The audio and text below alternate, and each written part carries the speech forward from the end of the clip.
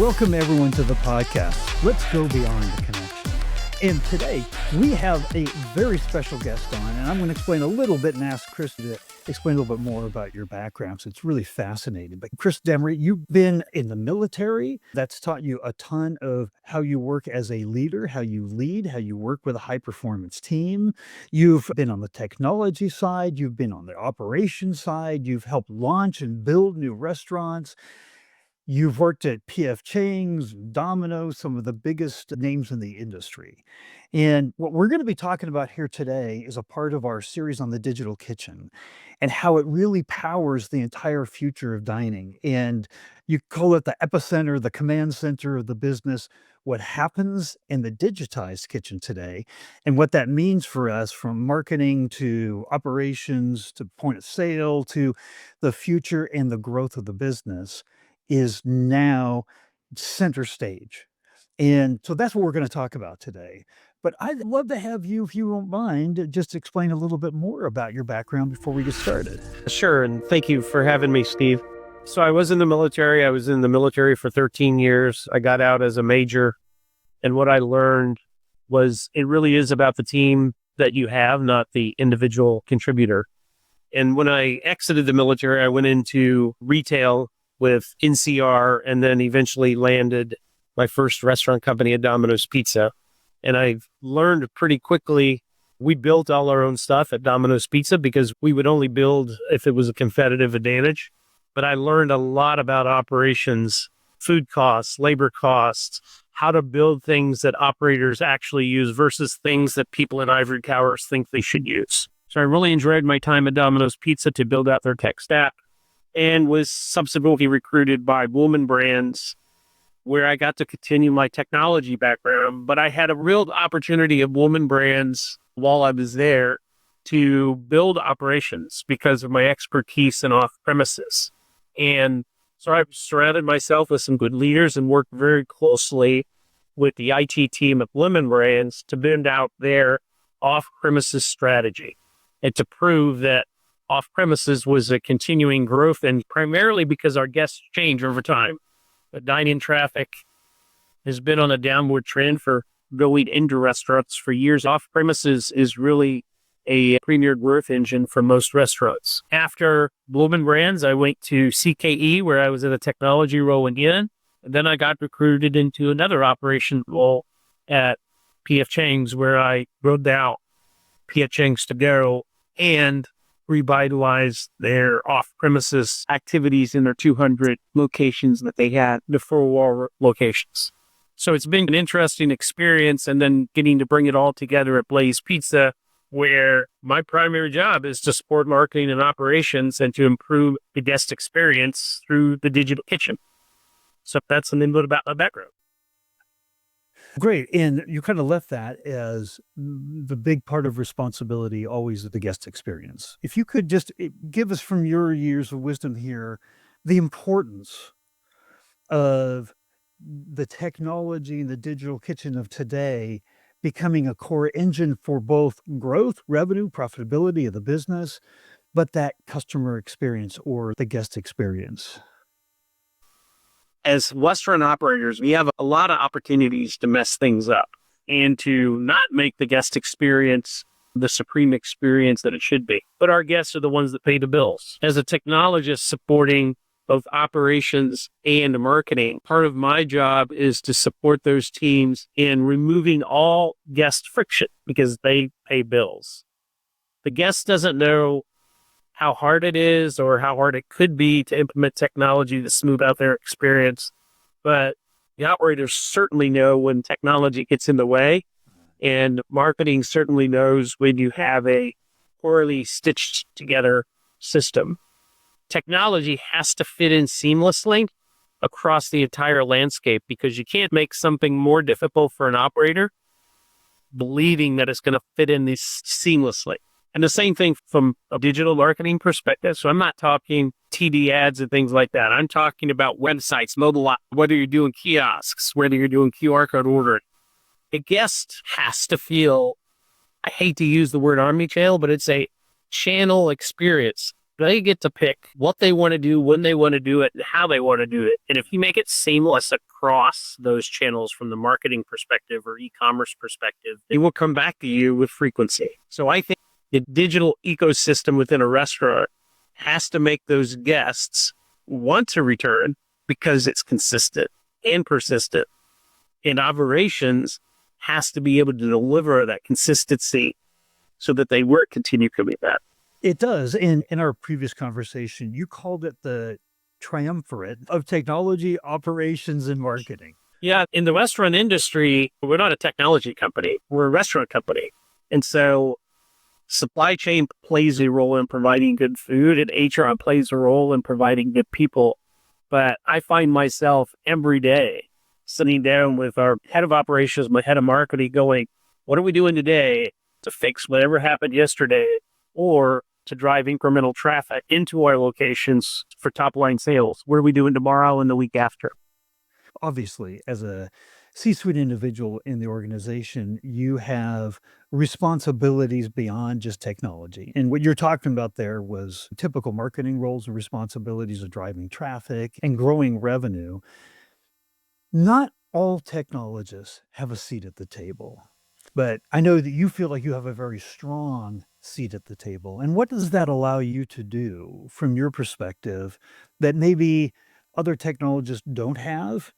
And what do you recommend to them? How do you get that seat at the table? Because it's an earned seat. Just because you have a title doesn't mean that you're pulled into the right meetings and you're in all the right conversations. Like, how do you earn that seat at the table? Guess the way I'm going to go to a military phrase that I use, do something I call lead from the front. When I don't understand a situation, I dive into the detail and understand the details behind whatever initiative we're trying to do. I think I've earned the right at a seat at the table with the companies I've been with, because if I'm talking to an operator, I'm talking operator speak, if you will, so that they understand, oh, you understand cost of goods sold, you understand labor costs, you understand that if you do the wrong people on a busy Friday, that my efficiency in my restaurant may not be what I really want. And when I'm talking to the marketing guy or girl, and I say, are you sure you want to drive people to that channel? Because that channel is less profitable because of what you're offering and when you're offering it, because we do channel analytics. And part of that comes from my experience as an operator. I know that a Friday at 4:30, that's probably our highest rush day of the week, like it is for most restaurants. And Tuesdays are our lowest volumes. So why aren't you driving traffic on Tuesdays when the operators have more capacity than they have on a Friday? And when I say more capacity, they're less busy, there's fewer guests, so they have the ability to ramp up. So I routinely talk about marketing. Let's do value offers on our slowest days of the week, and let's go promote our highest profit items, even if the guests like those items. Obviously, if the guests don't like their items, you're not going to go promote them. So I think I have a seat at the table, because when we're talking about all of that, they're like, how in the world do you figure all that out? Now I've had the opportunity. I use Domino's as my kind of gold standard for technology integration to the business, not because of its technology, but because they understand how to make a business run and make it profitable. They've done a very good job. So that's sort of my gold standard. Every business is slightly different. Blaze Pizza is different than Domino's Pizza.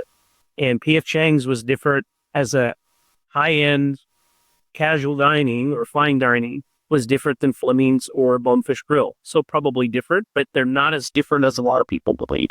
One of my big takeaways from what you're saying here is that you have a responsibility to understand the business and how it operates and how the different departments interlock between each other. That military analogy and having the right team, you have to have the right team. Every company succeeds because it has high performance teams. And if you understand those teams, their responsibilities, how they fit together, but you understand business language and acronyms, and you could actually even talk to somebody on the board of directors, puts you in a position where you can make recommendations that are good for the business. Being able to talk that way being able to understand the business pretty quickly, even though it's the food business. So a lot of people would say it's exactly the same, but you have to understand some of the nuances. As a technology person, the faster you can pick that up, then the operators start to trust you. The marketing team starts to trust you. The CFO starts to trust you. We're like, Chris needs a bigger seat at the table, whether or not he knows how to identify the gaps that we don't have expertise with. And then I make recommendations on how to fill the gaps, because that's my number one leadership principle. Understand what your gaps are and then fill those based on the business you're in. So this plays well now into that's the foundation. And then all of that is so that we grow our businesses, we scale our businesses. But then you run into problems that you've addressed many times over, delivering consistency at scale. And how do you ensure repeatable, consistent guest experiences across hundreds of locations? And how does the digital kitchen play in that role? So people don't like change. And the only way to ensure consistent performance, I would say, is to measure it. So the advantage technology has is it can do timestamps and things like that based on actions that operators take, versus having an operator try to remember, I need to know how long it's taking to produce a pizza. And so by implementing technology at the critical pieces within an operations can help you predict what your speed of service is going to be. Just as an example, how long does it take to take an order, make an order, and deliver an order to the guest? From my experience, I always focus on speed of service. And my analogy is like the automotive industry. They know exactly how long it takes to manufacture a car from start to finish. And it takes a lot longer than it does to manufacture a pizza from start to finish. But they have digital systems that record all the pieces and keep track of everything. And then they refine their manufacturing process off what the data tells them. So the digital kitchen allows you to capture the data and make business decisions based on what the data is telling you. It's still very dependent on people, because not everything happens without somebody doing something. But the capabilities of digital today allow you to measure speed of service. And what I found is that restaurant guests have an expectation around, first of all, food quality, but they also have expectations around speed of service. If you walk into a McDonald's, I want my food in 3 to 4 minutes. If I walk into Fleming's Prime Steakhouse, I probably want a 45-minute to an hour and a half experience. I don't want my food in 3 to 4 minutes. So understanding what that guest expectation is very important, and then modifying or calibrating your digital systems around the expectations of your guest. Our big risk is our guest expectations are changing even faster than they used to. And COVID caused part of that, because everybody went to off premises and some people didn't go sit down. And now with AI, I think everybody's expectation is going to change. I think the last time I checked, fast casual expectation was 8 to 12 minutes to get their food from start to finish. It's predicted in 2030 to be 4 to 5 minutes.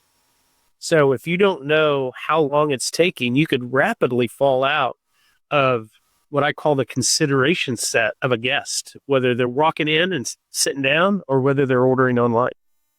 So there's the speed of operations in that experience and how it's delivered. There's the consistency in it.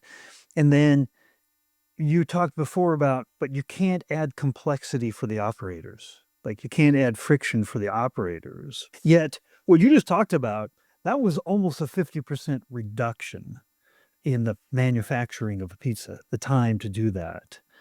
How do you think about this in terms of the operator side and how technology is helping the operators? Because they're going to have to do things quicker, faster than they've done before. How do you think about that side?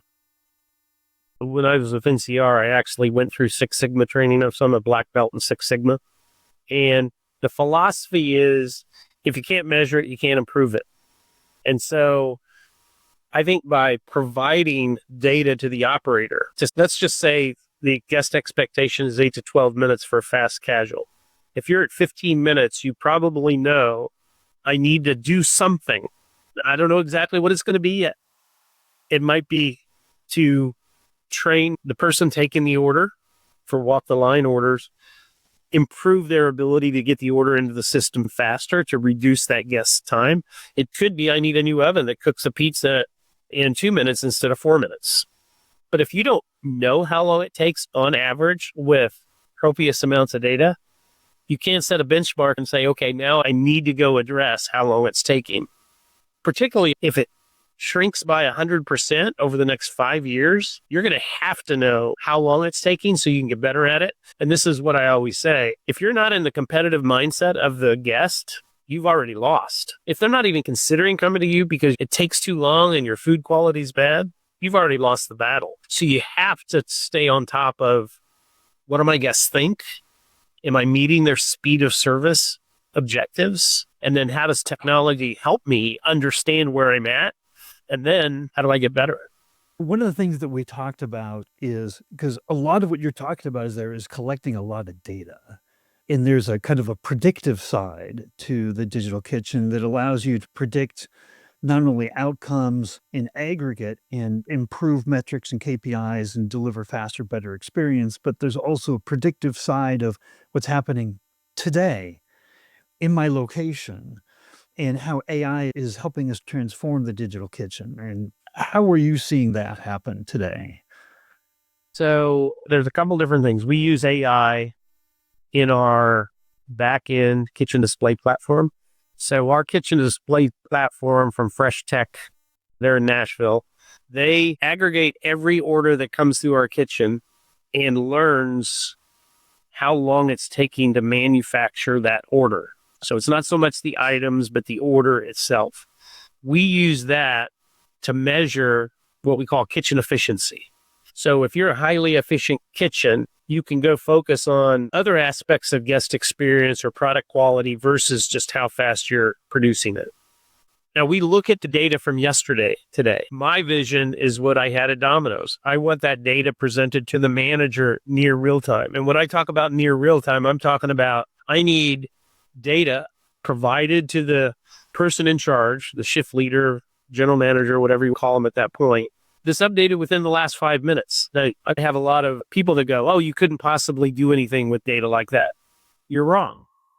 For instance, if I forecasted what we call fast-fired items per hour over from 4 o'clock to 6 o'clock on a Wednesday afternoon, and something could tell me, you know what? Something's going on that your forecast is being exceeded by 20%. So you're exceeding what we forecasted you would do. And if you don't do something, your quality of service is going to go down because being staffed for a certain forecast and you get a 20% increase, that's a big difference. Now, by the way, I really, really wish we could get 20% increases every day. The opposite is what normally happens is your forecast is wrong and you have 10% less. So you need to cut people. So you're trying to manage your labor. And so all of this data, my ultimate goal is what I had at Domino's, which was near real-time data that allows somebody running a restaurant to make a decision, not telling them what to do, but you have something you need to address. Because what I've found is that our managers are more hands-on than ever before. They don't have the luxury of standing back and not either prepping food, dealing with guest complaints, whatever it happens to be. They're heads down. And so some of our people have lost what I call situational awareness. They don't have the time to raise their head out of the sand and go, man, I have a line of 20 people at the door. I wonder how long it's taken me to take orders right now. Do I need to go give everybody free drinks? So there's a whole set of activities that data and near real-time data from a digital kitchen can provide to operators. So naturally what's going to happen here is this is impacting the way that you're training your operators too, in a big way. Because we could have all the right technology and alert systems and data and information, but if the people aren't trained on the system, so how does technology come into the training component of this? So as I work with operations and marketing, every new system that we embrace and say, we're going to roll this out or we're going to go pilot it, I work with our operations services team, which is also our training component, where we build out why this is important, what you should do. So there's essentially instructional guide associated with any new technology that we roll out that the operations team says, okay, this is how we're going to go train this. And we have to keep it really, really simple. We can't tell them to look at every metric in the book. Like, look at this, look at this, look at this. I have a lot of vendors that say, look, if you just go run this report, the data's right there. I'm like, you don't understand restaurant operations. Nobody's taking the time at 5:00 on a Friday to go run a report. If it's urgent, we need like a heads up display. By the way, we don't have those yet. But ideally, you would have heads up display that says something's going on. As soon as you have an opportunity, go try to figure out how to deal with it. But I work so closely with the ops team, whether it's new kiosks, whether it's QR code ordering, whether it's kitchen display system, all of that flows through our training component into how do we communicate this to the field in a seamless fashion and keep it simple. What's interesting about all of this is it's all dependent and reliant on real-time data, real-time information, which means it is reliant on your network. And you don't have, I would imagine, an IT manager at every location. So you're trying to create a highly resilient network in a distributed location environment where there is more and more edge computing that's happening every day, and that's going to continue to scale. How do you think about just deploying and having confidence in your network that runs all of this, everything we've been talking about so far? You know, for good or bad, we have a franchise disclosure document that has IT components within it, which means I can mandate any technology. And I think my department's the only one that can mandate whatever technology they want or anything they want in the FTD. But it's primarily because of security. And I have to protect those remote locations. Now, I don't do that loosely, if you will. I don't mandate a technology just because I think it's a good idea. I have to provide an ROI. So I require a specific network stack. And just recently, I mandated we're doing 5G backup in all of our locations because our internet service providers periodically go down. And if you go offline for a day, you can lose $300, $400, $500 in off-premises orders. So we are a hybrid because our guests require it. We are a hybrid environment where 30% of our sales are off-premises and 70% are walk the line. So every hour that I can keep the restaurant online increases top line sales. So I mandated that a year ago. We're in the process of rolling it out. And so I look at the opportunities to drive top line sales and then work with operations to say, here's what we're going to go do. Here's why. But I always do a business case associated with it. And there's always change management that has to happen with franchisees that are going to go spend another $20 per month for a more stable environment. But once you present the business case to them and say, yeah, but you're getting 3,000 more a month in sales, they're like, okay, put it in all my locations. So part of my job is to build a business case that is reflective of marketing and operations initiatives. So we can't afford downtime these days, and it has huge impact on the business. When you say, I have to create the case, what is that case? Now, you went through maybe some of it there, but you had to make a case internally. You had to make a case externally to your operators, to the owners of the franchisees, to everyone. It seems like it shouldn't be hard to make that case today. But tell me about the difficulties in the sell-through and what you had to do there. Well, there's various people you have to sell to. Like Bloomin' Brands, I did the off-premises work. The CEO and the CFO said, you need to go prove this works in 2 locations. So I went to one Outback and one Carrabba's, and I proved within 90 days that I could drive incremental traffic to the location of 1%, and I could drive incremental off-premises by 5%. And they came back and they said, how fast can you roll this out to 1,000 locations? Because a 1% dine-in traffic lift compared to a 5% traffic decline on average is huge. That's a 6-point swing.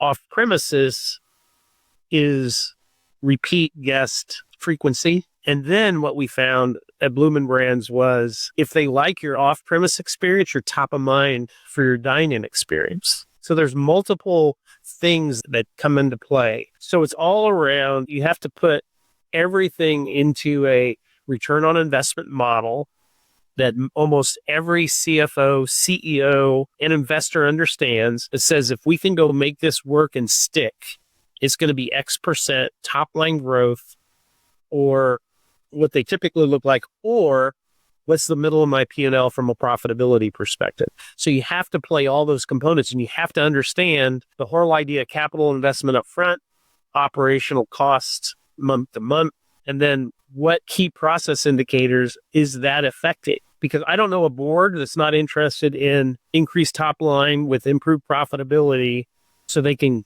either go sell the company to somebody else at an increased value, or investor EPS, earnings per share, goes up because you're driving continued growth and you're a public company. So I understand all those components. Yeah. You just brought so much of this entire conversation here together. What you just did right there was a business ROI analysis. So we talked earlier about you have to understand the business. You have to understand your individual audiences or customers internally, whether it's operations you're talking to or marketing you're talking to, the board that you're talking to. So you really have to understand all that. You talked about your Six Sigma background. If you can't measure it, you can't improve it. So you set out, and to do that ROI analysis, you identified, it sounds like, the things that needed to be measured to begin with so that you could prove the performance difference in the change. I love the way that you're training us to think like business people, because we're a business. That's the bottom line. Everything we do has to support the customer experience that improves performance in the business. The one thing I would add to that, because I thought of it as you were kind of summarizing what I said, the most important thing I learned at Domino's is the concept of an agile mentality. And you've probably heard, I haven't listened to all your podcasts, but everybody talks about an agile mentality. It is a mentality. It's not a fixed project management approach. And a good technology person that understands operations and marketing, what most technology people will tell you is, I have to build the entire solution before I can put it in one location. But the agile mentality is, how about I introduce a compromised solution in order to prove I could even be feasible to deliver the result? So today, the big thing is voice AI phone ordering. Oh, you ought to implement that. There's a cost to going out and building that, to pilot it in one location. There's another approach where you could pilot, do your guests even want to order by phone? Now, if you go out to ChatGPT, it'll say 20 to 25% of all fast casual people order over the phone. And so if you have 0% adoption of phone orders, the opportunity is almost unlimited. So why don't you go see if your guests want to order from you over the phone? Now, all the digital companies will tell you, I want to order on the web and the app. That's what everybody wants to do. But if you don't know what your market segment is for people over 50 or 55, ours is 30% of our guests are over 50 years old. I would argue that a lot of them don't use smartphones, believe it or not. I got to tell you, I would love to have this conversation go 2 hours because this is fascinating. But we've covered so much territory here. If there was one thing that you wanted other chief technology officers that are at fast casual, QSR restaurants, the industry that you're in, to take away from our conversation today, the most important thing, what would that be? I thought about it a little bit, and I've been having a very relevant conversation with our CEO and CFO and the board lately. There's more and more articles that come out about speed of service, and I mentioned it during this discussion. And for the fast casual guest, today it's 8 to 12 minutes. That's for the dine-in experience. It's not the off-premises experience. What I've learned in doing this across 5 brands is that the expectation of the off-premises guest is predictability around what you told them it was going to be. So if you tell them it's going to be 30 minutes, their expectation around speed of service is around that 30-minute mark because you told them that's what it was. And so as digital business grows, you really have 2 speeds of service definitions. One is around dine-in experience. The other is around how predictable are you of your off-premises. Because if you tell somebody it's going to be 20 minutes, you need to be plus or minus 2 minutes on delivery. Whereas in restaurant, it's 8 to 12 minutes total duration. The expectation of guests is different for off-premises. And we're 30%. Our goal is to get to 50% off-premises. Because just think about it. I only have 40 tables in a Blaze Pizza location. I have 400,000 outside the location. Well, in that what you can promise as speed of service means you need that real time now, not looking at yesterday's information. You need that real time information out of that digital kitchen, that connected kitchen right now in order to make those promises. And the best analogy is if you go to any fast QSR, quick service restaurant brands that have drive-throughs, every one of them has a drive-through timer that says how fast are the vehicles getting through the line. Because 70 to 80% of their business is driving through the line because the guests want experience. And if they get over 3 or 4 minutes and there's a parking lot full of cars, people are going to turn around and walk out the door, just like they do in a fast casual restaurant. When there's a big long line and you're not going very fast, they walk out. They go someplace else. I have to tell you, Chris, the mission of this podcast is to bring really important visions on how the industry overall is working, how important data, our networks, the technology that runs it all is. And if we can bring different experiences and perspectives and insights together from folks like you as chief technology officers and share it with the rest, we all benefit. And I call that the rising tide that lifts all boats. And you were phenomenal at that today. I just wanted to say thank you for coming on. Thank you very much. Enjoyed it.